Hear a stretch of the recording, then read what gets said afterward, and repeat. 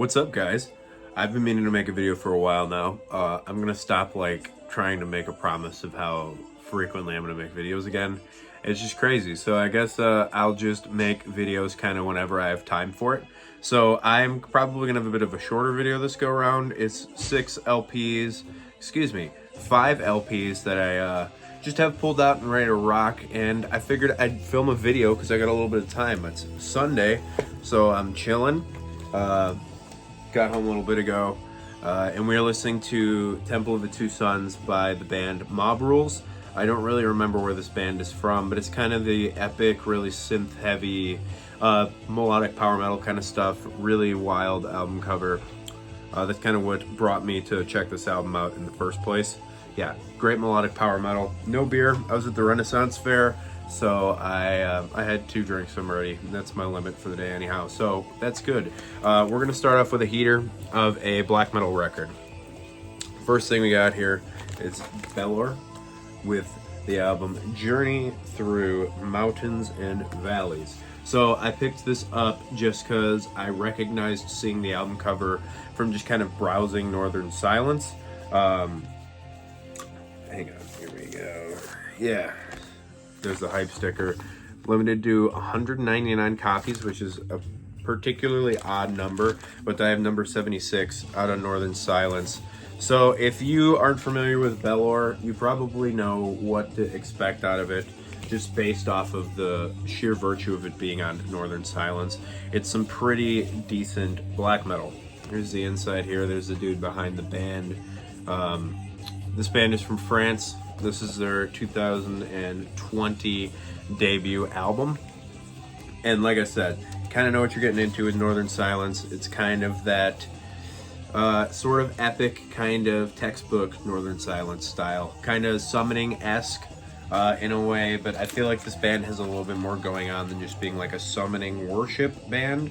Because I feel like there's plenty of that these days, you know, Immin Mule, Dwarrow's Delph. I wouldn't call Caladan Brood a particular summoning worship band, even though it is very, very similar. There's just, there's something about that Caladan Brood record, man, that's just a little different in my mind. And I picked this up out of a used bin, and it came on this really, really nice blue, sky blue, I guess you would call it. They didn't really give it a name, this exact shade of blue. But yeah, very, very much so in the vein of your summoning-esque bands that are out on Northern Silence. Great stuff, man. Honestly, it's just a great listen. It's nothing you need to rush out to buy. But if you see it around and you get a kick out of this style, kind of like I do, I think you will definitely find something to enjoy about Bellor. And you can get this LP pretty cheap. I've seen it a handful of times, and I think I didn't even pay 20 bucks for it. Maybe right around there. Regardless, I wouldn't call it must-have, but close to it. Really, really good record. Next, first press of this album. I've been wanting a copy for a while. Atomic Arena by Barren. So this is some really great traditional metal. Let me yank this guy out. Here's the back of it. Really, really cool record. Old school stuff, man. Great old school traditional metal with maybe a tinge of AOR here and there. This band is from Los Angeles, California. This is their 1988 second LP, out on Enigma. Kind of a cool label. I kind of dig these Enigma labels. But yeah, if you're not familiar with this, it is a Christian metal band, but it's more of the, I feel like this is more of the well-known side of the Christian heavy metal scene, especially in the traditional 80s stuff. I would call this probably one of the forerunners of that. I'm not necessarily in like timing wise, but just one of the bands that got a little bit bigger, if I knew how to speak. It's got some pretty Judas Priesty tinges, but that kind of AOR tinge seems to be pretty heavy on it, which I don't mind. It's a little corny sometimes. And some of like the live tracks from this band are a little bluesy. They jam some, which is kind of cool, I guess. Because usually one of my main complaints about live stuff is that I find it mind-numbingly boring to hear bad recordings of the exact same song. But this is just, it's cool, man. This band has a lot of good energy, and they capture it really well on this record. And I'm sure you guys have all heard this album by now. At least I hope so. Barren with Atomic Arena. Next, One of my favorite albums ever. My favorite one from this band, Death with the Sound of Perseverance. Nothing anybody should be getting introduced to from this video, but this is a, what is this word? Just like a reflective cover version of it. Really, really cool. Really nice. Gatefold. I really like how that looks. It's pretty sharp with the silver background and the boys on there. You guys are killing it. Let me show you this inside here. Nice collages, all of the classic stuff that you're probably well aware of. Just, you know, all of the Death you're used to hearing. I'm trying to get this thing open here. Yeah, there we go. There's all your lyrics and such. Everything you kind of expect, you know what I'm saying?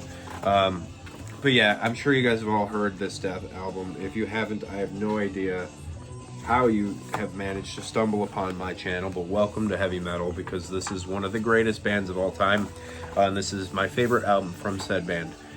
So LPs are on this cool merge of like black, red, and gold. I always love a good merge record, a good swirl record, or I guess you'd probably call this a splatter, wouldn't you? I love a good splatter record because every pressed album is going to be different, and this one's my favorite, I think, out of all of them. Looks really, really great. This album is just absolute perfection. Some of the greatest progressive song structures Death ever had in their career. There is nothing that sounds like this. This is the most one-of-a-kind death metal album there is. You could argue with me that maybe bands like Obscura have tried to do it, but there's something about the way that everything came together on this album that just fits so well. The raw emotion of Chuck's songwriting and the stuff that he was dealing with at the time, because he died 3 years after this album came out. And it just made for a really authentic send-off for Death, man. You know, the opening track, Scavenger of Human Sorrow, with that crazy Richard Christie drum intro is just wild. Spirit Crusher is great. Bite the Pain, Flesh and the Power it holds. To forgive is to suffer. And the Judas Priest Painkiller cover is pretty cool too. I really appreciated Chuck's switch up on the vocals on this album. I think it makes perfect sense, thinking after Symbolic and I guess a bit on Individual Thought Patterns, but it really culminated into this kind of one-of-a-kind thing that they got going on with this record. Nothing You Guys Don't Know, 7th record from 1998, Death, The Sound of Perseverance. Next, so I debated on actually putting this in here, but I decided to because I think it's just metal enough. But this is Freddy, Salem, and the Wildcats with the album Cat Dance. If you've never heard of this band, it's kind of a weird mix of like southern rock, like early metal, and AOR. So if you're not familiar with who Freddy Salem is, he was in the band The Outlaws, which is a southern rock band that I'm sure some of you guys have heard of. They kind of palled around with the Leonard Skinnards and the Ozark Mountain Daredevils and such. And this is Freddy himself. And he kind of went solo after a couple of records with The Outlaws, I'm pretty sure, out on Epic. And this is just kind of like a one-off album he did with this band called the Wildcats, of which I'm super unfamiliar with. I don't know anything about the Wildcats, right? But they came together and they did this one record in 1982. And it's a cool mix, man. It's got some kind of spooky, I don't want to call it pop rock, kind of. It's just got like kind of a spooky AOR feel to it. Some of the keyboards are nice and corny, which I do appreciate.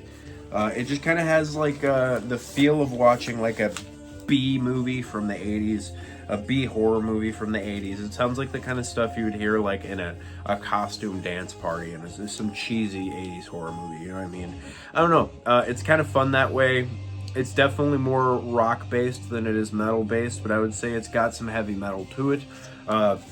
Enough to get filed with the metal in my collection, I would say, because I've heard people call this a southern rock record, and I don't know what southern rock those folks have been listening to, but this doesn't sound anything like the Allman Brothers Band, so it's not going there. But anyway, if you want something, you know, this is a good palate cleanser. It's that kind of, that I would probably file this in proto metal in my CD sections. So I think you guys should check this out if you want something just a little bit different. change up the flavor every once in a while. And I got one more LP for you guys today. And this is Time 2 by Wintersun. I'm a huge fan of this band. But this is probably their weakest effort, I would say. Which is sad to say, because I think that Yari is a very talented person. Writes really cool music. I think that's a pretty awesome album cover, but it fits really well with the aesthetic of this album. It's kind of like, I don't know, it's kind of like a weeaboo album. It's very Japanese influence. He's really hyped on Japan for whatever reason that happened in this particular album, but it kind of has that lush Eastern sound to it, you know what I mean, that you hear in like movies that we make here in the West, that kind of just, I don't know, make a look out of Japan. I don't know. As you could tell, I haven't been in front of a camera in a while. White LP, one of my favorite variants is a straight white LP. I really love that. I really like crystal clear, really like the splatters, swirls, all of that. Basically, I'm just impressed most of the time. But yeah, so this is kind of alright. It's their third full length at the time. No, fourth full length, excuse me. It's from 2024. Yeah, and it was 12 years after Time 1, right? And Time 1 was the newest Wintersun album when I got into this band, when I first heard of them. And I'm a huge fan of the first two. And this one left me wanting a bit. I'm not gonna lie. But it is a really fun album. It's just not quite as amazing as some of the other Wintersun material actually is. But you know, I'm gonna call it at that, guys. I don't have a ton to say right now with this one. I'm working on a couple of CD updates, and I'll get those out whenever I get to it. I got a handful more LP updates to go through, and yeah. So I hope you guys enjoyed my rare appearance on YouTube. I'll catch y'all later. Keep it greasy.